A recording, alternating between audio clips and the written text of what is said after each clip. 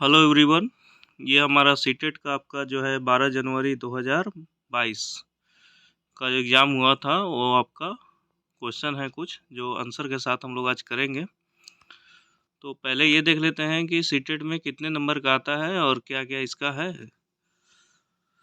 Pattern. तो आपका 150 question आएगा और ये आपका 2 घंटा 30 मिनट यानी 2.5 घंटे का पेपर होगा और 1 मार्क्स सभी के होंगे और नेगेटिव मार्क नहीं है, ठीक है।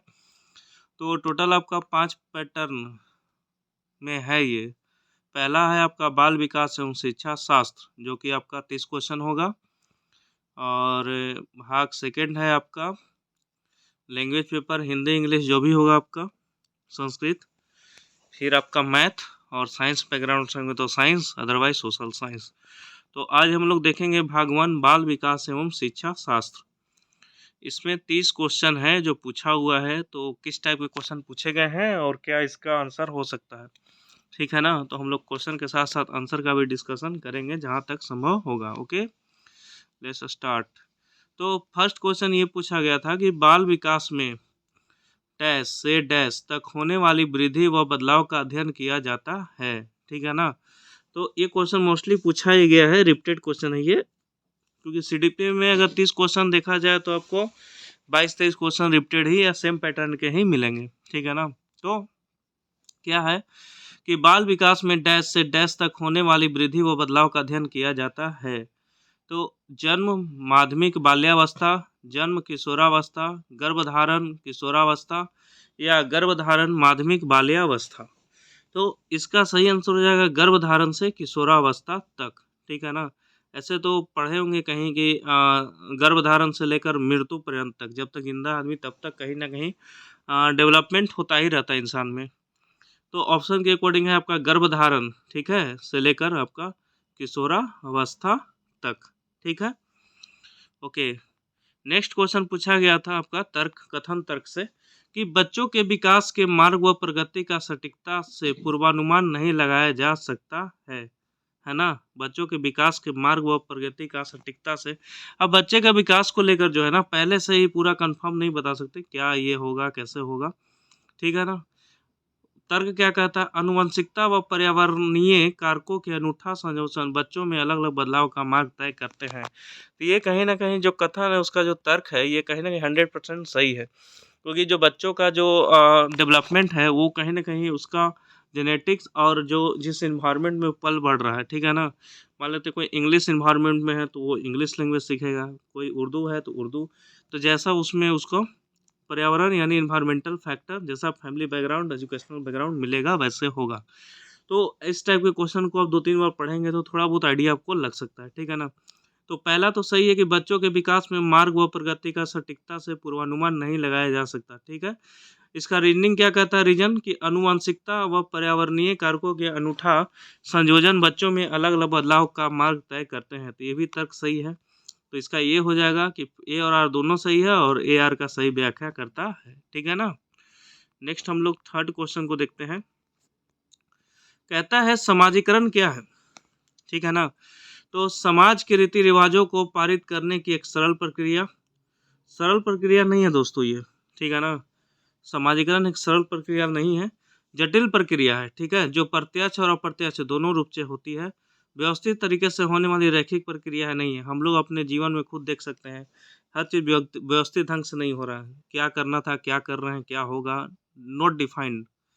औपचारिक प्रक्रिया है केवल परिवार द्वारा, ऐसा तो है नहीं परिवार ही हर चीज़ कर दे। परिवार करे तब तो हर चीज़ सोचा समझा और जो सोच रहे हैं वही होगा। तो ये ऑप्शन एलिमिनेट हो गया, ये एलिमिनेट हो गया, पहला जो है एलिमिनेट हो गया, ठीक है। तो आपका सेकंड ऑप्शन है ये कॉम्प्लेक्स मेथड है, जटिल प्रक्रिया है जो प्रत्यक्ष और अप्रत्यक्ष दोनों रूप से होती है, ठीक है। नेक्स्ट है अमूर्त संक्रियात्मक चरण के विद्यार्थियों के लिए शिक्षिका को, ठीक है ना। अमूर्त संक्रियात्मक चरण के विद्यार्थियों के लिए शिक्षिका को।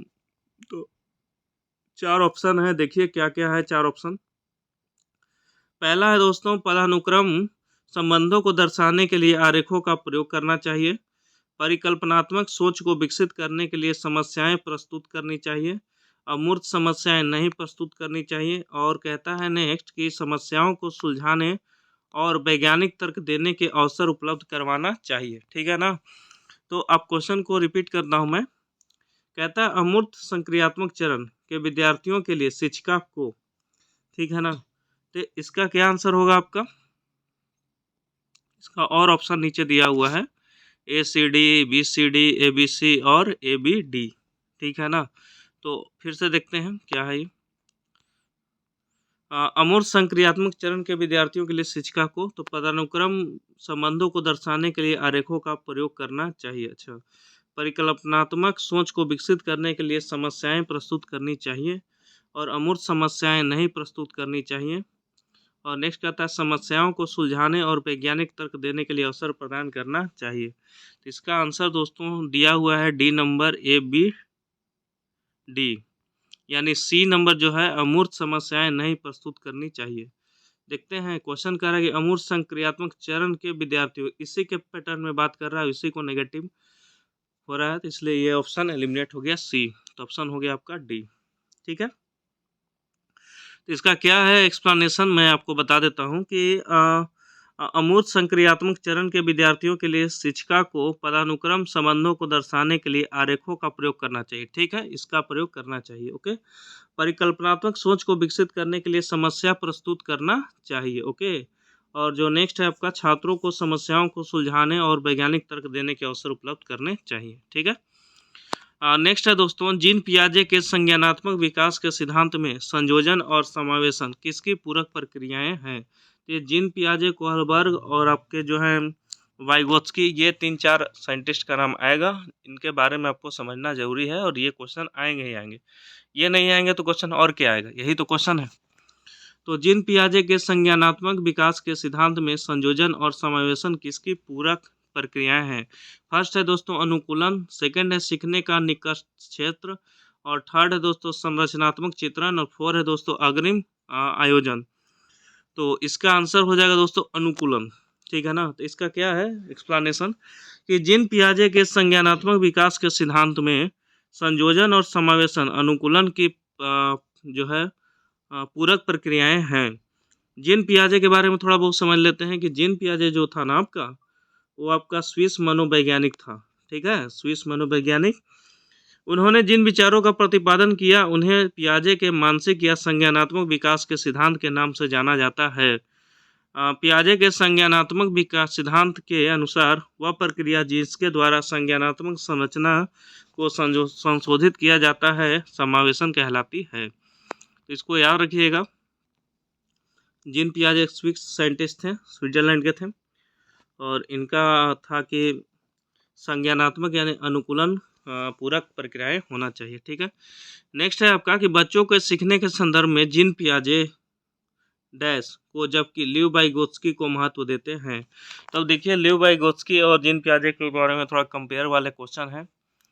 तो हम लोग जीन पियाजे के बारे में क्या पढ़े हैं कि जीन पियाजे जो है आपका अनुकूलन यानी परिपक्वता को ज़्यादा मतलब प्रीफर करते हैं, और जबकि वाइगोत्स्की सांस्कृतिक उपकरण को ज़्यादा करते हैं। तो इसका ऑप्शन हो जाएगा ए, ठीक है ना। तो इतना याद रखिए, जीन पियाजे अनुकूलन और परिपक्वता को ज़्यादा प्रेफरेंस देते हैं, और लेव वाइगोत्स्की सांस्कृतिक उपकरण को महत्व देते हैं, ठीक है। नेक्स्ट है लेव वाइगोत्स्की के अनुसार निम्नलिखित में से कौन सी शिक्षा शास्त्रीय प्रणाली संज्ञानात्मक विकास को बढ़ावा देने के लिए सही नहीं है? याद रखिएगा, सही नहीं है, क्वेश्चन ध्यान से पढ़ना होगा। Okay, I will repeat this question. लेव वाइगोत्स्की के अनुसार निम्नलिखित में से कौन सी शिक्षा शास्त्रीय प्रणाली संज्ञानात्मक विकास को बढ़ावा देने के लिए सही नहीं है? तो आपके ऑप्शंस हैं निर्देशित आदान प्रदान, व्यापक चर्चाएं, सहयोगात्मक अधिगम, दोहराव व स्मरण करना। तो मैंने जहाँ तक पढ़ा है, आप इस चीज़ को ध्यान रखिए कि रटने वाला जो काम है उस पर आपको गौर देना। अगर रटने वाला पूछा है तो उसको पहले ऑप्शन को काटना है। रटना, स्मरण करना, दोहराव करना ये नहीं है, ठीक है। इसको बिल्कुल प्रेफरेंस कभी नहीं दिया गया है, चाहे पहले के लोग हों, चाहे आपका जो है राष्ट्रीय शिक्षा नीति 2005 हो, ठीक है ना। रटने के लिए प्रेफरेंस बच्चों को नहीं दिया गया। तो इसका ऑप्शन हो जाएगा सही नहीं है, तो आपका दोहराव व स्मरण करना। बाकी व्यापक चर्चाएं, किसी पे चर्चा करना बहुत अच्छी बात है। निर्देशित आदान प्रदान, आप कुछ जान रहे हैं अगले को बताइए, अगला जो जान रहा है आप सुनिए सुनाइए। ओके, नेक्स्ट है दोस्तों, कैरोल गिलिगन ने लॉरेंस कोहलबर्ग के नैतिक विकास की समालोचना करते हुए तर्क रखा कि कोहलबर्ग नारीवादी नैतिकता जो डैश पर बल देती है को नकारते हैं। ठीक है ना। कैरोल गिलिगन ने लॉरेंस कोहलबर्ग के नैतिक विकास की समालोचना करते हुए तर्क रखा कि कोहलबर्ग नारीवादी नैतिकता जो पर बल देते हैं को नकारते हैं। मतलब सबका अपना सिद्धांत है। कोहलबर्ग का कहना है नारीवादी को तो देखभाल की नैतिकता, नैतिक आदर्शों, न्याय की नैतिकता और सामाजिक अच्छाई की चिंता। तो इसका ऑप्शन है देखभाल की नैतिकता, जो देखभाल की नैतिकता पर बल देती है को नकारते हैं। तो इसका मैं आपको डिटेल बताता हूँ कि कैरोल गिलिगन ने लॉरेंस कोहलबर्ग के नैतिक सिद्धांत की समालोचना करते हुए तर्क रखा कि कोहलबर्ग नारीवादी नैतिकता जो देखभाल की नैतिकता पर बल देते हैं को नकारते हैं। कैरोल गिलिगन का मानना था कि महिलाओं की नैतिकता वास्तविक जीवन की दुविधाओं में पैदा होती है, काल्पनिकता से नहीं। ठीक है ना। काल्पनिक नहीं कर सकते, कहीं ना कहीं रियलिस्टिक से जुड़ा हुआ है। कोई भी अगर प्रॉब्लम आ रहा है तो रियलिस्टिक है। नेक्स्ट है हावर्ड गार्डनर। इनका देखते हैं क्या है। तो बहुबुद्धि का सिद्धांत प्रतिपादित किया कि संज्ञानात्मक क्षमता बुद्धिमत्ता के निर्धारण की एकमात्र विशिष्टता है। और नेक्स्ट है बुद्धिमत्ता को मापने के लिए बुद्धि लब्धि की संरचना प्रतिपादित की। और नेक्स्ट है 4 गुणनखंड के आधार पर 16 अलग प्रकार की बुद्धिमत्ता का विस्तार पूर्वक उल्लेख किया।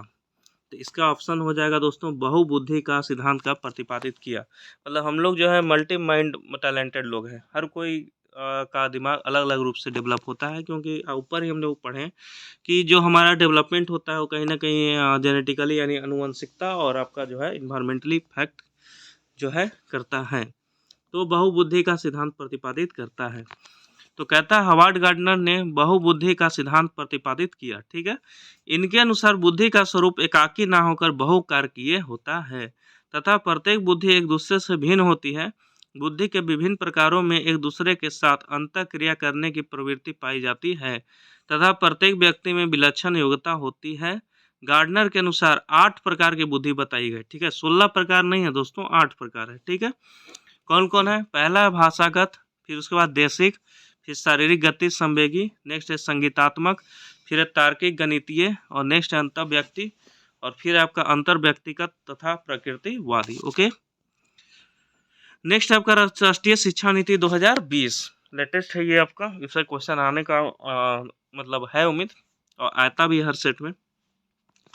शिक्षा को किस पर बल देना चाहिए? बल देना चाहिए। ठीक है ना। तो अब देखिए रटकर सीखना ये तो बिल्कुल नहीं होगा।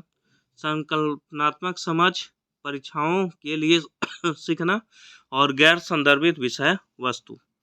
तो आप बताइए इसमें क्या होगा? परीक्षाओं के लिए सीखना, ऐसा तो है नहीं कि परीक्षा पर्पज से ही आदमी पढ़ेगा। गैर संदर्भित विषय वस्तु जो हमारे काम का नहीं, ज़्यादा कुछ नहीं जानना है।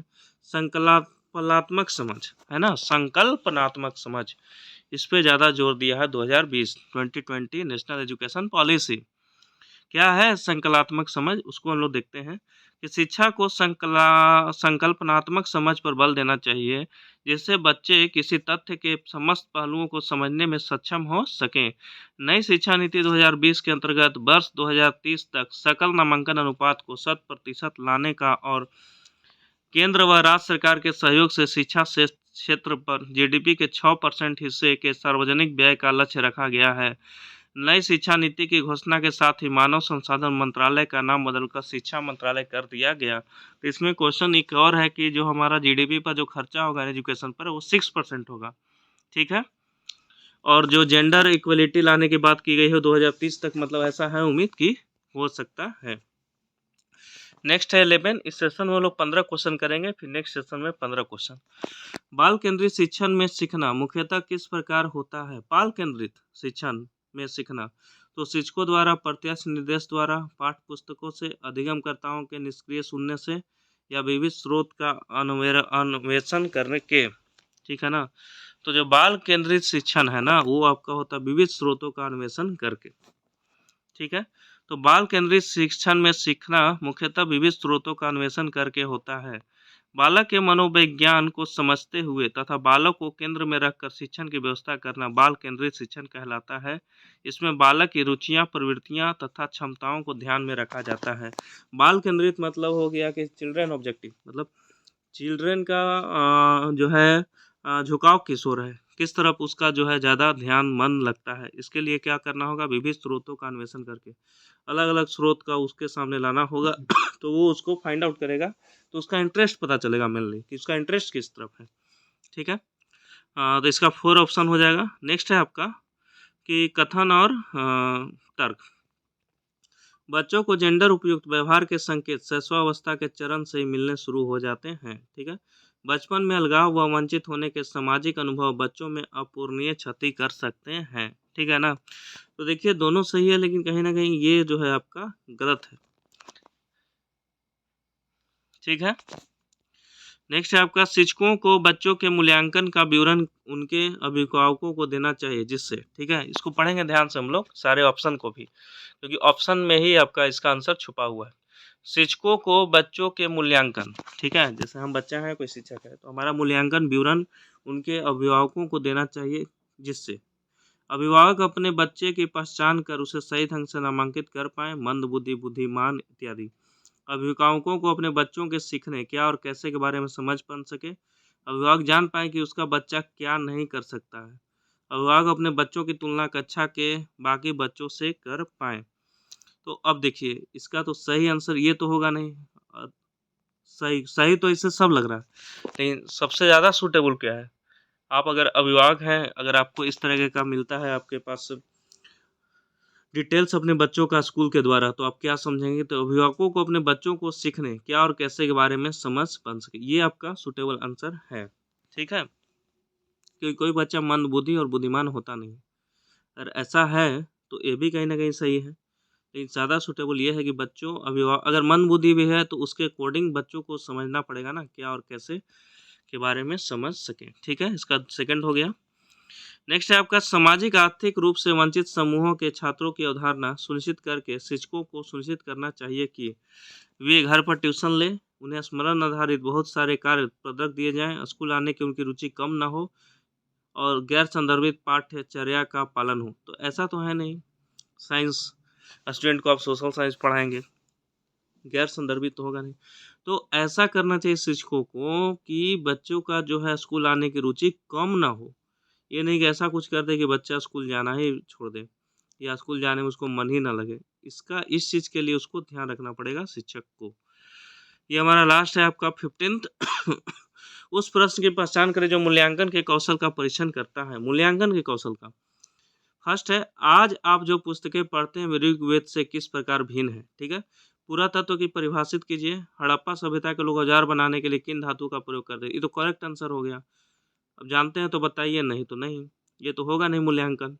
हड़प्पा सभ्यता स्थल खोज कब की गई, ये भी तो करेक्ट आंसर हो गया। पुरातत्व की परिभाषित कीजिए, पुरातत्व जो होता है वो परिभाषित कीजिए।